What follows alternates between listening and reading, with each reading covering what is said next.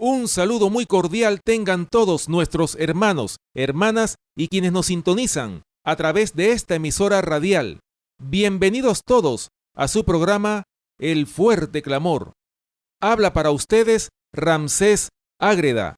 Antes de comenzar, vamos a invitar la presencia de nuestro Padre Celestial con unas palabras de oración. Padre Celestial, te damos gracias en esta oportunidad porque nos permites poder salir al aire a través de esta emisora radial. Permite que este mensaje sea de gran bendición para todas aquellas almas que lo escuchan. Permite que sea para que muchos puedan aprender este glorioso mensaje que tenemos en el día de hoy. Gracias, Señor, por tu palabra, y sé con los jóvenes, con los que están tras las rejas, sé con los que tienen problemas con las drogas, Señor, que tú los puedas ayudar a superar todos estos conflictos y los que tienen problemas en sus hogares, Señor. Sé con ellos y guárdalos del mal. Te lo pedimos y te lo rogamos en el nombre y por los méritos de nuestro Señor y Salvador, Cristo Jesús. Amén. Hoy en nuestro programa hablaremos sobre el tema La profecía de Apocalipsis capítulo 12, parte número 3. Recuerden nuestro punto de contacto, el correo electrónico elfuerteclamor@hotmail.com. Así que les invitamos en sus hogares a abrir sus Biblias para que juntos podamos estudiar este maravilloso mensaje. Bien, hemos arribado a la parte número 3 de esta maravillosa profecía de Apocalipsis capítulo 12. Y bien, como lo mencionábamos en el programa pasado, en la parte número 2, habíamos dicho en aquella ocasión, estábamos analizando Apocalipsis capítulo 12, versículo número 3. Vamos a leerlo a continuación en nuestras Biblias, Apocalipsis capítulo 12, versículo 3. También apareció otra señal en el cielo. He aquí un gran dragón escarlata, que tenía 7 cabezas y 10 cuernos, y en sus cabezas 7 diademas. Como lo dijimos en el programa pasado, estábamos analizando las 7 cabezas, a quién representan las 7 cabezas. Y en el programa pasado llegamos hasta el imperio número 5, o la cabeza número 5 que representaba al imperio de Grecia. Bien, vamos entonces a continuar con la 6ª cabeza de esta bestia de 7 cabezas y 10 cuernos. Esta 6ª cabeza representa a la Roma pagana, la Roma en su primera etapa, la Roma de los Césares. Y bien, esta 6ª cabeza se levanta también para arremeter, para perseguir al pueblo del Dios Altísimo. Y vemos entonces en 2 ocasiones la Roma pagana arremetió contra el pueblo de Dios. Y lo vemos en la matanza de los niños menores de 2 años. En esta ocasión fue cuando el rey Herodes estaba reinando en Jerusalén. Él se levantó para exterminar al pueblo de Dios. Vamos a buscarlo en nuestras Biblias, en Mateo capítulo 2, y vamos a leer los versículos del 1 hasta el 16.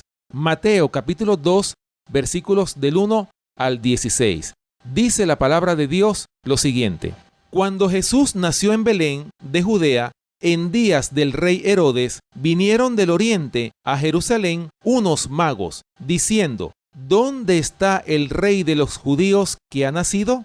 Porque su estrella hemos visto en el oriente, y venimos a adorarle. Oyendo esto, el rey Herodes se turbó, y toda Jerusalén con él. Y convocados todos los principales sacerdotes y los escribas del pueblo, les preguntó dónde había de nacer el Cristo. Ellos le dijeron: en Belén de Judea, porque así está escrito por el profeta. Y tú, Belén, de la tierra de Judá, no eres la más pequeña entre los príncipes de Judá, porque de ti saldrá un guiador que apacentará a mi pueblo Israel. Entonces Herodes, llamando en secreto a los magos, indagó de ellos diligentemente el tiempo de la aparición de la estrella. Y enviándolos a Belén, dijo: Id allá y averiguad con diligencia acerca del niño, y cuando le halléis, hacédmelo saber para que yo también vaya y le adore. Ellos, habiendo oído al rey, se fueron, y aquí la estrella que habían visto en el oriente iba delante de ellos hasta que llegando se detuvo sobre donde estaba el niño. Y al ver la estrella se regocijaron con muy grande gozo, y al entrar en la casa vieron al niño con su madre María, y postrándose lo adoraron, y abriendo sus tesoros le ofrecieron presentes, oro, incienso y mirra. Pero siendo avisados por revelación en sueños que no volviesen a Herodes, regresaron a su tierra por otro camino. Después que partieron ellos, he aquí un ángel del Señor apareció en sueños a José y dijo: levántate y toma al niño y a su madre y huye a Egipto y permanece allá hasta que yo te diga, porque acontecerá que Herodes buscará al niño para matarlo. Y él, despertando, tomó de noche al niño y a su madre y se fue a Egipto. Y estuvo allá hasta la muerte de Herodes, para que se cumpliese lo que dijo el Señor por medio del profeta, cuando dijo: de Egipto llamé a mi hijo. Herodes entonces, cuando se vio burlado por los magos, se enojó mucho y mandó matar a todos los niños menores de 2 años que había en Belén y en todos sus alrededores, conforme al tiempo que había inquirido de los magos. Bien, hermanos y hermanas que nos escuchan, vemos cómo esta sexta cabeza se levanta para arremeter contra el pueblo de Dios. En esta oportunidad era la matanza de los niños menores de 2 años. Vemos aquí cómo el rey Herodes arremetió, mandó a matar a todo niño menor de 2 años. ¿Por qué el rey Herodes mandó a matar a todos los niños menores de 2 años? Porque el rey Herodes vio, cuando llegaron los magos de Oriente, ¿cuál fue la pregunta o qué fue lo primero que le dijeron los magos de Oriente? Que dicho sea de paso, no eran ningunos magos, sino eran sabios, eran hombres sabios, eran hombres estudiosos de las Escrituras. ¿Cuál fue la primera pregunta que le hacen al rey Herodes estos sabios de Oriente? ¿Dónde está el rey de los judíos que ha nacido? Hermanos, esto le cayó al rey Herodes como una sorpresa. Él nunca se imaginó que había o iba a nacer otro rey. Él pensaba que él era el único rey y por lo tanto, todo rey, por supuesto, teme que venga otro y le tumbe el trono. Por lo tanto, el rey se preocupó mucho. Por eso dice que el rey Herodes y toda Jerusalén se turbó cuando estos magos llegaron al templo de Jerusalén y estaban tanto el rey Herodes, todo su séquito y, por supuesto, toda Jerusalén estaba en ese templo. Y cuando ellos hacen esa pregunta, por supuesto, el rey Herodes y toda Jerusalén se turbó. ¿Cómo es posible? Quiere decir entonces que hay otro rey. Cuando nazca ese rey, háganmelo saber para yo ir y le adore. Pero nosotros sabemos que esas no eran las intenciones que tenía el rey Herodes, porque él quería ir para exterminarlo. Por esa razón es que el rey Herodes, cuando él ve que los magos de Oriente no regresan a donde él para decirles dónde estaba el rey de los judíos que había nacido, él se vio burlado. Y entonces, por consiguiente, él manda a matar a todos los niños menores de 2 años, porque él sabía que dentro de todos esos niños de Jerusalén estaba el rey de los judíos que había nacido. Ahora, fíjense ustedes, hermanos, cómo en el relato bíblico vemos cómo el Señor envió a su ángel para avisarle a José en sueños para que huyera con el niño, con su esposa, hasta que el rey Herodes muriera. ¿Por qué? Porque lo iba a perseguir. Este es, por tanto, nosotros vemos aquí esta primera arremetida de esta sexta cabeza contra el pueblo de Dios. Y también vemos que la Roma pagana no solamente en esta oportunidad arremete contra el pueblo de Dios. Lo vemos también en otra ocasión, cuando ya el Señor Jesucristo estaba con los discípulos y, por supuesto, los discípulos se le acercaron para preguntarle, para hacerle muchas preguntas, porque ellos estaban muy deseosos de conocer todas esas predicaciones de esa palabra que predicaba el Mesías. Vamos entonces a leer en esta segunda oportunidad. El Señor Jesucristo les profetizó a los discípulos que estaban con él, a los 12 apóstoles más otros discípulos, la destrucción de Jerusalén que iba a ocurrir años posteriores. Por supuesto, ya nosotros lo sabemos en la historia, en el año 70, cuando Tito Vespasiano y Cestio Galo arremetieron contra la ciudad de Jerusalén. Nosotros en esta ocasión vemos cómo tanto Tito Vespasiano como Cestio Galo eran generales del ejército del emperador de Roma. Ellos arremeten contra Jerusalén. Ahora, esta arremetida, esta invasión, esta destrucción de Jerusalén fue profetizada por el mismo Señor Jesucristo en Mateo capítulo 24. Vamos a buscarlo en nuestras Biblias. Vamos a abrir nuestras Biblias en Mateo capítulo 24 y vamos a leer los versículos 1 y 2. En esta ocasión, como se los decía, el Señor Jesucristo les profetizó a sus discípulos la destrucción de Jerusalén. Mateo capítulo 24 versículos 1 y 2 dice así: Cuando Jesús salió del templo y se iba, se acercaron sus discípulos para mostrarle los edificios del templo. Respondiendo él, les dijo: ¿Veis todo esto? De cierto os digo que no quedará aquí piedra sobre piedra que no sea derribada.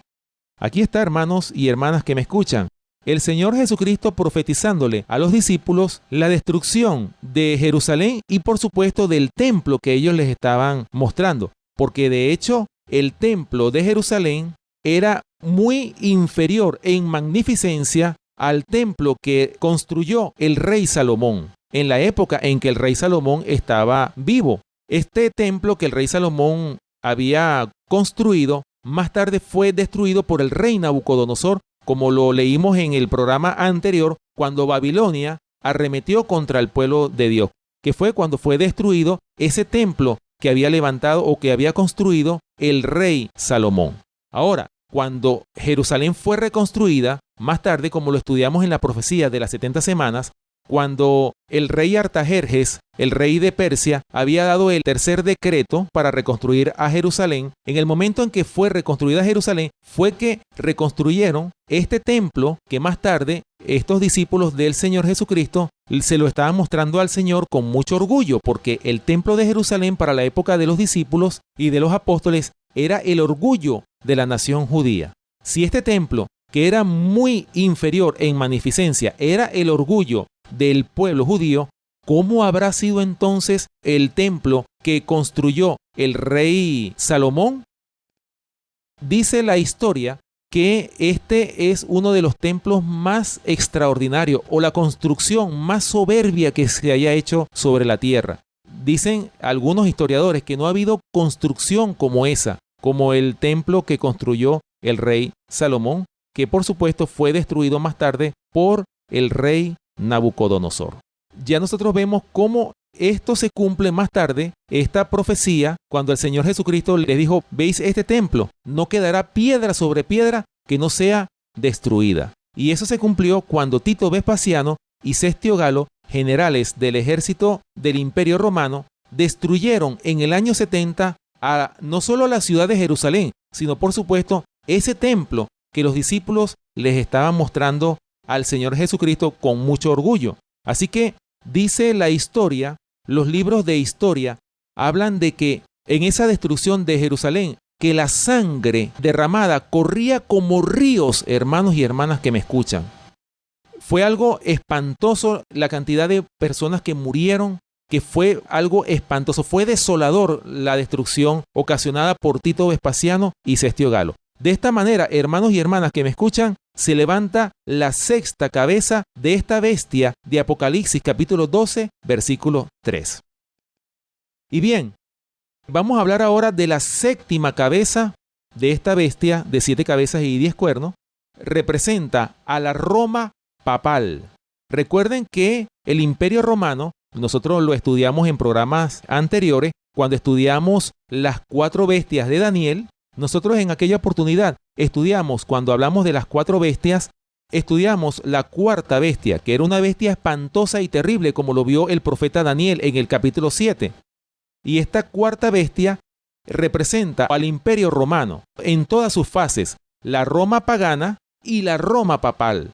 Bien, entonces, hablando de la Roma papal, nosotros sabemos por la historia que cuando surge el papado, y nosotros lo estudiamos cuando tuvimos el programa El dominio del cuerno pequeño, en esa ocasión estudiábamos nosotros que el papado se levantó desde el año 538 hasta el año 1798. Fueron 1260 años de supremacía papal en los cuales la Iglesia Católica Romana le dio muerte o es responsable de la muerte de más de 100 millones de cristianos. Nosotros lo estudiamos, lo presentamos en aquel programa de que la Iglesia Católica había acabado con la vida de más de 100 millones de cristianos. Por supuesto, en manos del Papa de la Iglesia Católica Romana. Bien, Daniel capítulo 7, vamos a leerlo. Vamos a Daniel capítulo 7 y vamos a leer los versículos 7 y 8. Daniel capítulo 7 y vamos a leer los versículos 7 y 8. Después de esto, miraba yo en las visiones de la noche, y aquí la cuarta bestia, espantosa y terrible, y en gran manera fuerte, la cual tenía unos dientes grandes de hierro. Devoraba y desmenuzaba, y las sobras hollaba con sus pies, y era muy diferente de todas las bestias que vi antes de ella, y tenía 10 cuernos. Mientras yo contemplaba los cuernos, he aquí que otro cuerno pequeño salía de entre ellos, y delante de él fueron arrancados 3 cuernos de los primeros. Y he aquí que este cuerno tenía ojos como de hombre y una boca que hablaba grandes cosas. Bien, hermanos, como podemos observar, vemos aquí cómo el papado, este cuerno pequeño, nosotros lo estudiamos en el programa que se titula El dominio del cuerno pequeño. Y en esa oportunidad decíamos que el cuerno pequeño representa a el Papa, quien es cabeza de la Iglesia Católica Romana. Bien, vamos a leer a continuación, aquí mismo en el libro de Daniel, el capítulo 7, pero vamos a leer entonces los versículos del 23 hasta el 25. Daniel capítulo 7, versículos del 23 hasta el 25. Dice así: dijo así, la cuarta bestia será un cuarto reino en la tierra, el cual será diferente de todos los otros reinos, y a toda la tierra devorará, trillará y despedazará. Y los 10 cuernos significan que de aquel reino se levantarán 10 reyes, y tras ellos se levantará otro, el cual será diferente de los primeros, y a 3 reyes derribará.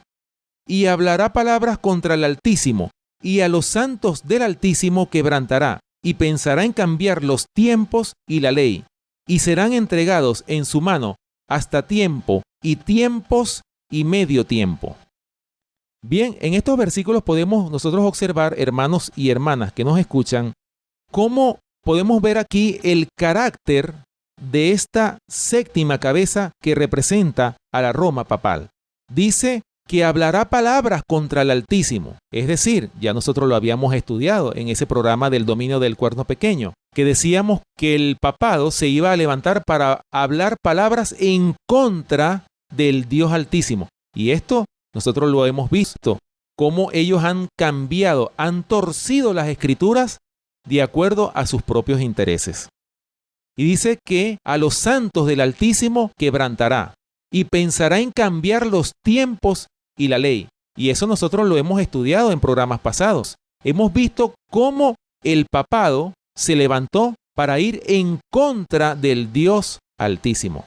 Y por eso vemos nosotros, hermanos y hermanas que nos escuchan, la gran controversia entre Cristo y Satanás. Vemos la gran controversia entre el bien y el mal. Y nosotros lo podemos ver, vemos en las noticias cómo este mundo está llamándole a lo malo bueno y a lo bueno malo.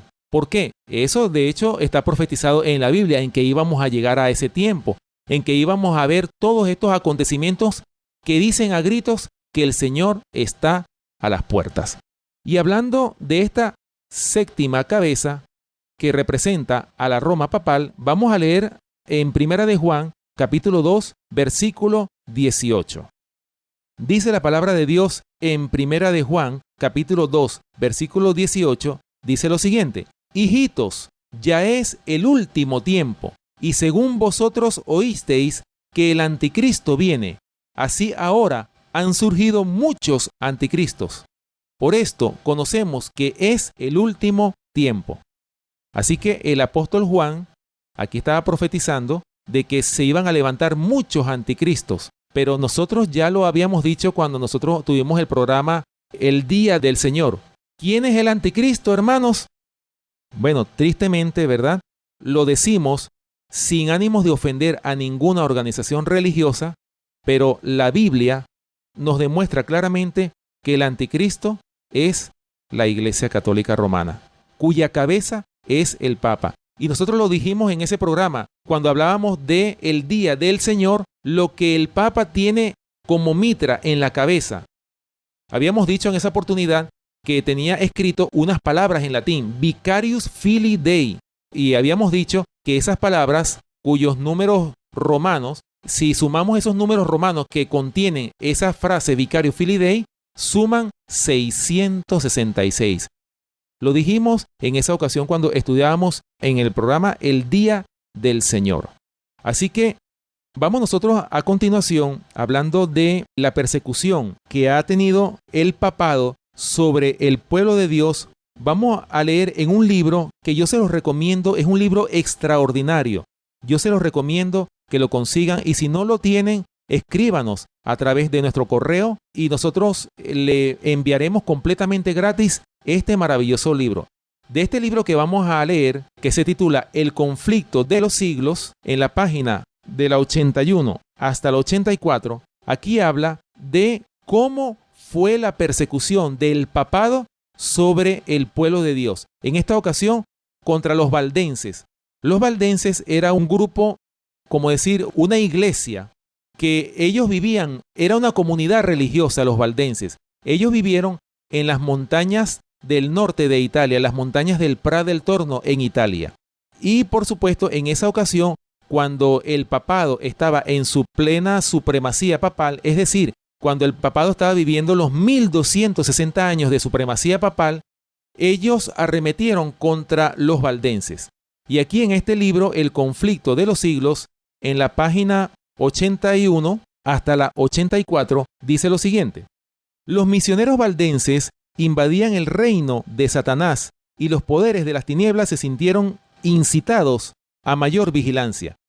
Cada esfuerzo que se hacía para que la verdad avanzara era observado por el príncipe del mal, y éste atizaba los temores de sus agentes. Los caudillos papales veían peligrar su causa debido a los trabajos de estos humildes viandantes. Si permitían que la luz de la verdad brillara sin impedimento, disiparía las densas nieblas del error que envolvían a la gente. Guiaría los espíritus de los hombres hacia Dios solo y destruiría al fin la supremacía de Roma. Dice este libro, El conflicto de los siglos, en la página 82, como lo acabamos de leer, cómo el enemigo de las almas arremetía, incitaba a sus agentes aquí en la tierra, sobre todo hacia los valdenses. ¿Por qué? Porque la obra que los valdenses estaban haciendo en esa época era levantar el reino de Cristo aquí en la tierra, para que muchas almas aceptaran a Cristo como su Salvador y su Señor. Y esa fue la obra que ellos hicieron, y por supuesto, esto hizo que se levantara una gran persecución contra los valdenses que estaban haciendo esta hermosa obra que deberíamos estar haciendo todos nosotros. Sigue diciendo este libro, El conflicto de los siglos, en la página 82, dice así: La misma existencia de estos creyentes que guardaban la fe de la primitiva iglesia era un testimonio constante contra la apostasía de Roma, y por lo tanto despertaba el odio y la persecución más implacables. Era además una ofensa que Roma no podía tolerar el que se negasen a entregar las sagradas escrituras. Determinó raerlos de la superficie de la tierra. Entonces empezaron las más terribles cruzadas contra el pueblo de Dios en sus hogares de las montañas. Lanzáronse inquisidores sobre sus huellas, y la escena del inocente Abel cayendo ante el asesino Caín repitióse con frecuencia. Fíjense, hermanos, esto es historia. Esto la Iglesia Católica Romana no lo puede negar porque esto lo dice la historia. Y la Iglesia Católica se ha dado la tarea de buscar todos los libros de historia que hablan todas estas atrocidades que ellos cometieron para silenciar todas estas cosas que están escritas aquí. Pero hermanos, esto está escrito en este maravilloso libro, El conflicto de los siglos, el cual se lo recomendamos abiertamente. Sigue diciendo este libro: una y otra vez fueron asolados sus feraces campos, destruidas sus habitaciones y sus capillas, de modo que lo que había sido campos florecientes y hogares de cristianos sencillos y hacendosos no quedaba más que un desierto. Como la fiera que se enfurece más y más al probar la sangre, así se enardecía la saña de los siervos del Papa con los sufrimientos de sus víctimas. A muchos de estos testigos de la fe pura se les perseguía por las montañas y se les cazaba por los valles donde estaban escondidos, entre bosques espesos y cumbres roqueñas. Ningún cargo se le podía hacer al carácter moral de esta gente proscrita. Sus mismos enemigos la tenían por gente pacífica, sosegada y piadosa. Su gran crimen consistía en que no querían adorar a Dios conforme a la voluntad del Papa. Por esa razón eran perseguidos. Y sigue diciendo, y por este crimen se les infligía todos los ultrajes, humillaciones y torturas que los hombres o los demonios podían inventar. Una vez que Roma resolvió exterminar la secta odiada, el Papa expidió una bula en que condenaba a sus miembros como herejes y los entregaba a la matanza. No se les acusaba de holgazanes, ni de deshonestos, ni de desordenados, pero se declaró que tenían una apariencia de piedad y santidad que seducía a las ovejas del verdadero rebaño. Por lo tanto, el Papa ordenó que si la maligna y abominable secta de malvados rehusaba abjurar, fuese aplastada como serpiente venenosa. ¿Esperaba este altivo potentado tener que hacer frente otra vez a estas palabras? ¿Sabía que se le hallaban archivadas en los libros del cielo para confundirle en el día del juicio? En cuanto lo hicisteis a uno de los más pequeños de estos, mis hermanos, dijo Jesús, a mí lo hicisteis. En aquella bula se convocaba a todos los miembros de la Iglesia a participar de una cruzada contra los herejes. Como incentivo para persuadirlos a que tomaran parte en tan despiadada empresa, absolvía de toda pena y penalidad eclesiástica, tanto general como particular, a todos los que se unieran a la cruzada, quedando de hecho libres de cualquier juramento que hubieran prestado. Declaraba legítimos sus títulos sobre cualquier propiedad que hubieran adquirido ilegalmente y prometía la remisión de todos sus pecados a aquellos que mataran a cualquier hereje. Anulaban todo contrato hecho en favor de los valdenses. Ordenaba a los criados de estos que los abandonasen. Prohibía a todos que les prestasen ayuda de cualquier clase y los autorizaba para tomar posesión de sus propiedades. Este documento muestra a las claras qué espíritu satánico obraba detrás del escenario. Es el rugido del dragón y no la voz de Cristo lo que en él se dejaba oír. Fíjense, hermanos, cómo lo dice este libro, El conflicto de los siglos. Cómo describe de que el Papa o el papado incitaba a las mayorías a que arremetieran, a que hicieran una cruzada para exterminar a todos estos hijos de Dios. ¿Por qué? Porque ellos se habían convertido, los valdenses se habían convertido en una amenaza para el reino o el reinado del papado o de la Iglesia Católica, que lo que había hecho, en vez de establecer el reino de Cristo, lo que estaban haciendo era confundir a las almas con falsas doctrinas en 1260 años de supremacía papal. Sigue diciendo este libro, los jefes papales no quisieron conformar su carácter con el gran modelo dado en la ley de Dios, sino que levantaron modelo a su gusto y determinaron obligar a todos a ajustarse a éste, porque así lo había dispuesto Roma. Se perpetraron las más horribles tragedias. Los sacerdotes y papas corrompidos y blasfemos hacían la obra que Satanás les señalara. Fíjense ustedes, hermanos, no lo digo yo, lo dice este libro, El conflicto de los siglos. Lo dice claramente. Los sacerdotes y papas de la Iglesia Católica Romana, corrompidos y blasfemos, hacían la obra que Satanás les señalara. No había cabida para la misericordia en sus corazones. El mismo espíritu que crucificara a Cristo y que matara a los apóstoles, el mismo que impulsara al sanguinario Nerón contra los fieles de su tiempo, estaba empeñado en exterminar a aquellos que eran amados de Dios.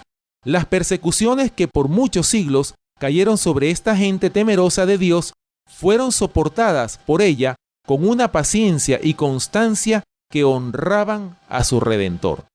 No obstante, las cruzadas lanzadas contra ellos y la inhumana matanza a que fueron entregados siguieron enviando a sus misioneros a diseminar la preciosa verdad.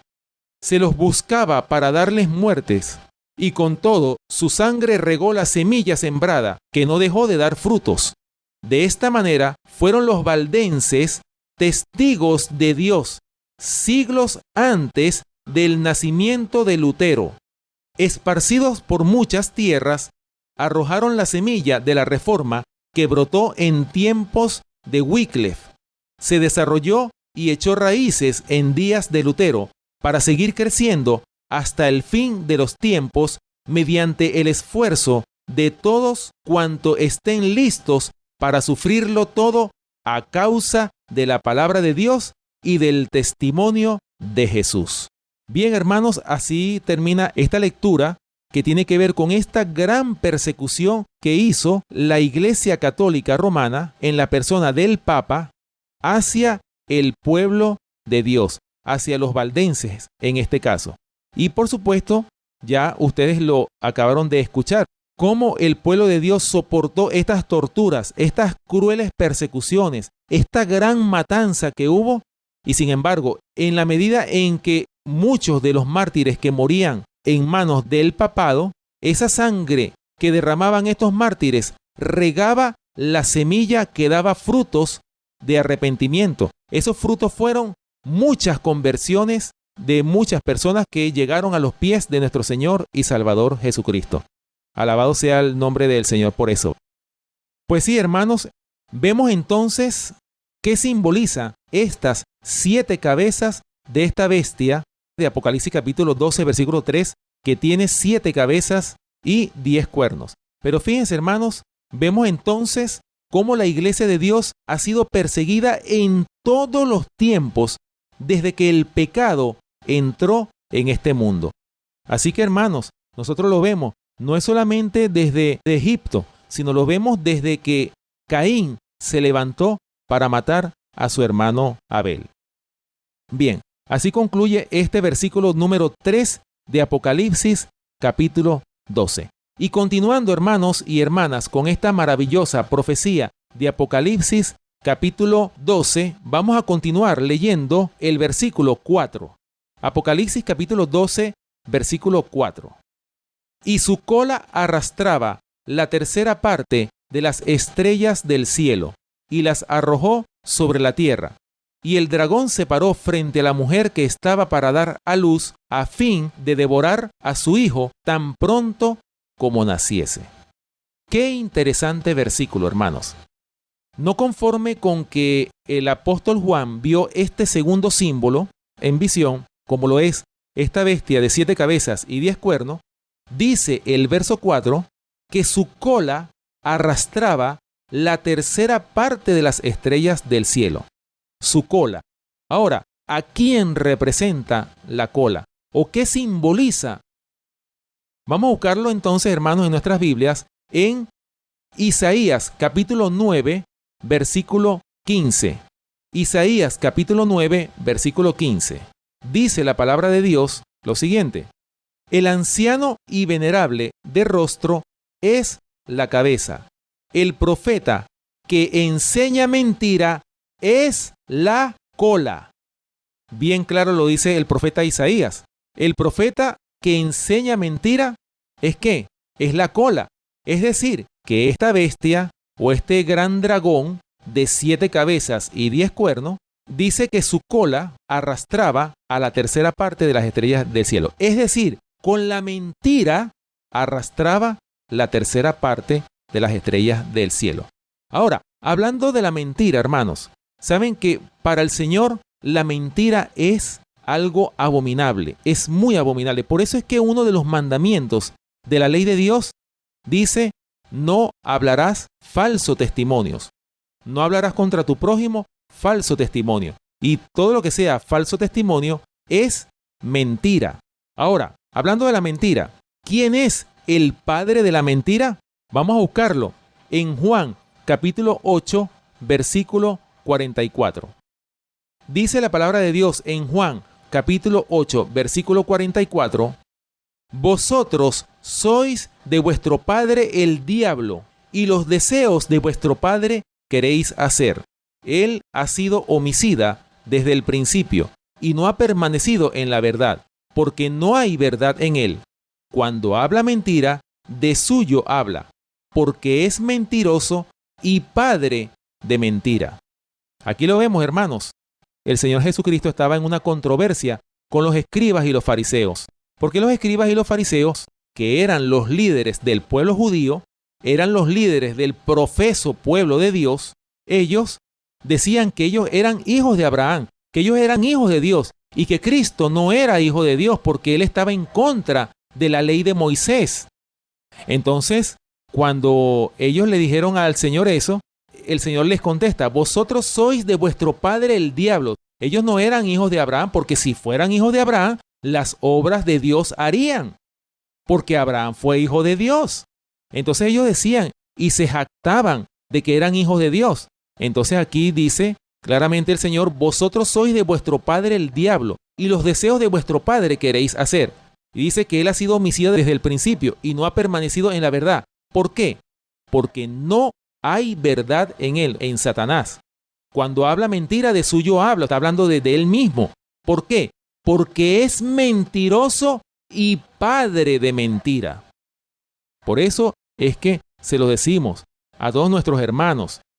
Cada vez que nosotros decimos una mentira, estamos siendo siervos de Satanás. Es decir, Satanás está hablando por nosotros cada vez que nosotros decimos una mentira. Por eso, hermanos y hermanas que me escuchan, esforcémonos por hablar la verdad y aborrezcamos la mentira, porque la mentira lo que ha traído son muchos males en este mundo. Por la mentira, cuánto dolor, cuánto sufrimiento no ha generado esto. Por eso, hermanos, Dios abomina la mentira. Así que el padre de la mentira, ¿quién es? Satanás. Cada vez que decimos una mentira, estamos siendo siervos de Satanás, lamentablemente. Así que si queremos ser hijos de Dios, no puede haber en nuestras bocas mentira, como lo dice Apocalipsis capítulo 14, que en su boca no fue hallada mentira, hablando del remanente. De eso vamos a hablar en futuros programas. Bien, continuando con este verso 4 de Apocalipsis capítulo 12, nosotros ya sabemos qué representa la cola, ya sabemos que representa la mentira. Y dice que su cola arrastraba a la tercera parte. Fíjense ustedes en esto, hermanos. La tercera parte de las estrellas del cielo. Imagínense ustedes la tercera parte. Es decir, que el diablo, la serpiente antigua que se llama Diablo y Satanás, engañó con la mentira a la tercera parte de los ángeles del cielo. Ahora, analizando la otra palabra que aparece aquí, estrellas del cielo, ¿qué simboliza la palabra estrellas? ¿O qué significa la palabra estrellas? Vamos a buscarlo en Apocalipsis capítulo 1, versículo 20. El misterio de las 7 estrellas que has visto en mi diestra y de los 7 candeleros de oro, las 7 estrellas son los ángeles de las 7 iglesias. Y los 7 candeleros que has visto son las 7 iglesias. Según este versículo podemos ver, hermanos y hermanas, que las 7 estrellas, lo dice claramente, son los ángeles de Dios.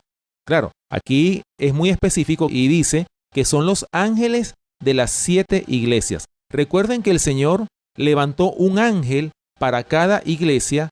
Por supuesto, aquí está hablando de las iglesias del Asia, las 7 iglesias que habla el apóstol Juan en Apocalipsis capítulo 2 y Apocalipsis capítulo 3. Las 7 iglesias del Asia. Porque recuerden que cuando el apóstol Juan recibió estas visiones, las recibió en la isla rocosa de Patmos, que era la cárcel de máxima seguridad de la época. Y el apóstol Juan no fue llevado a Patmos por algún delito común. Fue llevado allá simple y llanamente por predicar la palabra de Dios, la verdad de la palabra de Dios. Y así muchos hermanos que estén en esta verdad, muchos en el tiempo final, en estos tiempos que vamos a vivir, porque según los acontecimientos que estamos viviendo, lo que queda es que cada vez más la maldad va a ir tomando más terreno hasta llegar un momento en que el mismo dragón se va a levantar y va a arremeter de nuevo contra el pueblo de Dios. Bueno, cumpliéndose así las profecías del libro de Apocalipsis. Bien, continuando entonces con esta palabra estrellas. ¿Qué significa la palabra estrellas? Ya nosotros lo dijimos, las 7 estrellas son los ángeles de las 7 iglesias. Así que no nos quepa la menor duda, lo dice la misma palabra de Dios. Por eso, hermanos, que la palabra nos muestra los símbolos y ella misma nos explica qué significan estos símbolos o a quién representan estos símbolos que aparecen especialmente en el libro del Apocalipsis. Bien, otra parte importante de este versículo 4 es el dragón se paró frente a la mujer que estaba para dar a luz a fin de devorar a su hijo tan pronto como naciese.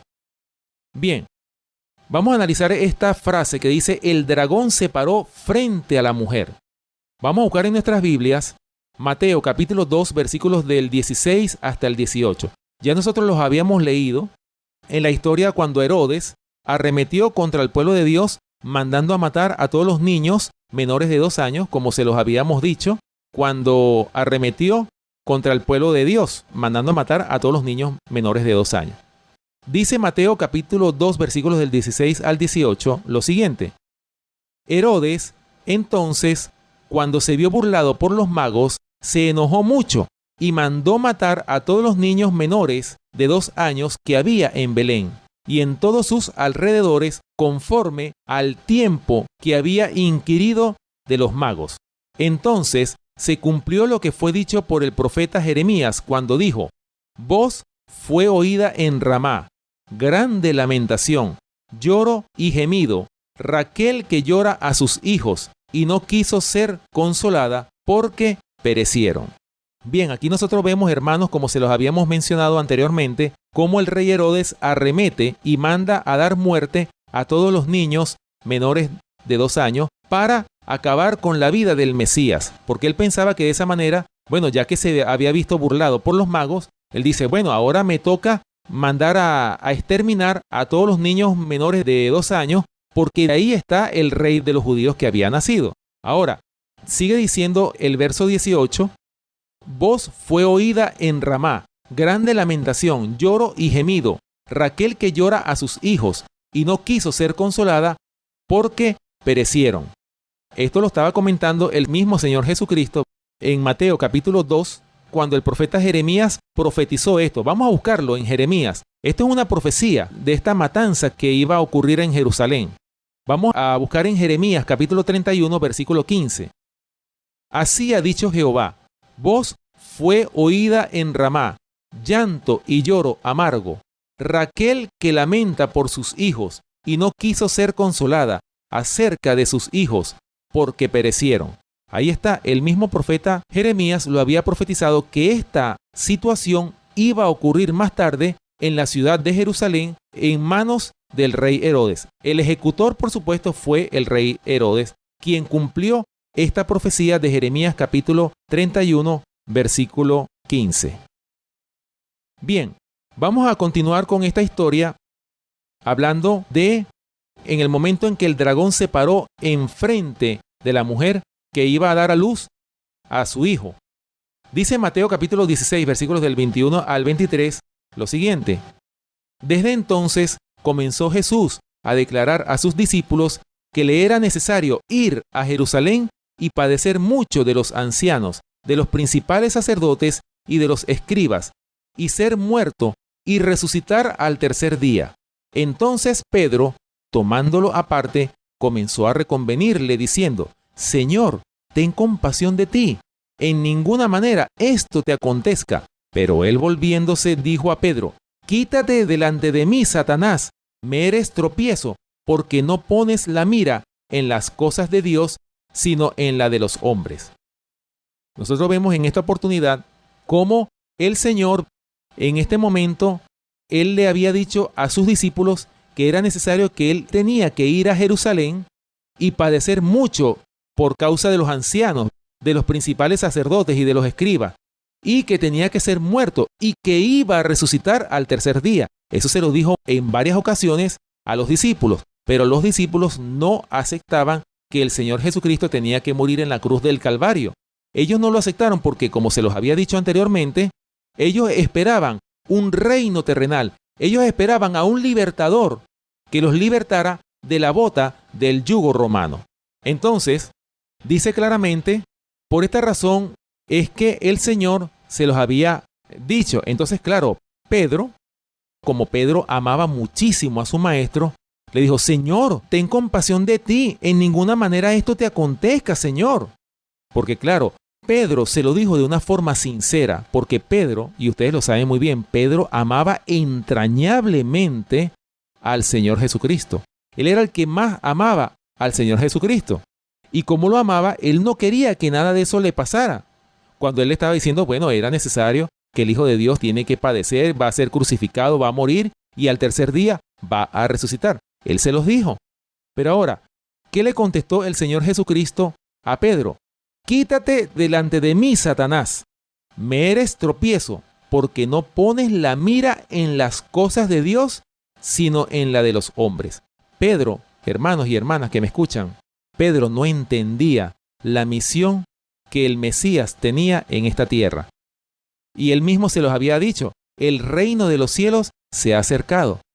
Ninguno de los discípulos entendió la misión del Hijo de Dios, de Jesús, el Redentor, de que Él tenía que morir en la cruz del Calvario para perdón de los pecados. Era la única forma de que nuestros pecados pudiesen ser perdonados, pudiesen ser expiados. Pero ellos no entendían la misión. Ellos no tenían más conocimiento. En ese momento no comprendieron verdaderamente cuál era el propósito del Señor Jesucristo. Ahora, por esa razón, cuando el Señor le dice a Pedro: quítate delante de mí, Satanás, en ese momento Pedro había sido utilizado por el mismo príncipe de las tinieblas, es decir, por el mismo Satanás. Porque claro, al decirle ello esto al Señor, le estaba diciendo: Señor, no vayas. Es decir, Señor, que no se cumpla la profecía. Prácticamente eso le estaba diciendo Pedro al Señor Jesucristo, lamentablemente. Por esa razón, hermanos, que nosotros exhortamos también a nuestros hermanos y hermanas que nos escuchan y a todos nuestros usuarios en general a que estudien las Escrituras y que no nos pase como le pasó a Pedro en esta ocasión, que él no entendió la misión del Mesías. Y quizás muchos de nosotros tampoco entendemos cuál es la misión o cuál es el objetivo de ser cristianos. ¿Por qué nosotros tenemos que aceptar a Cristo? Porque ¿cuál es el objetivo de esta vida? ¿Cuál es el propósito de la vida? El propósito que tiene cada ser humano en el momento que nace es la oportunidad de elegir el camino de la vida eterna o el camino de la muerte y confusión perpetua.